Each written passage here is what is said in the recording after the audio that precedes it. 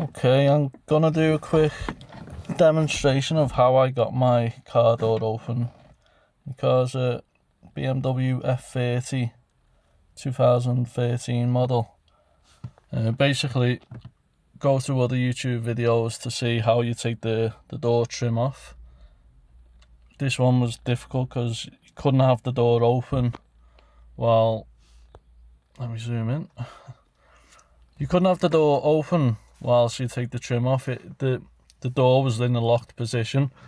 Now, to do the job yourself, you've got to get the door open in the first place. So I watched a load of YouTube videos, which there's some great ones out there. Just grab a good one.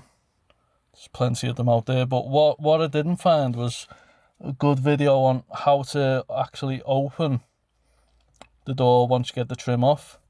So basically, there was one guy out there who said about jamming a screwdriver into the mechanism, which actually did work for me, but it was the only video out there, and now it seems to have gone off of YouTube completely. So basically, this is what I done.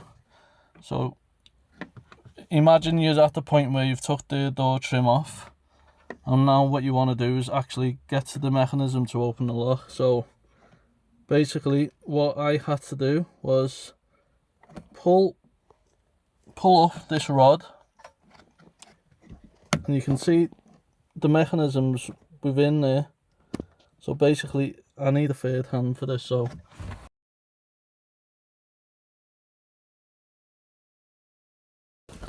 yeah, okay, so pull that up and just get a small like electrical screwdriver, and it literally was just the white cog.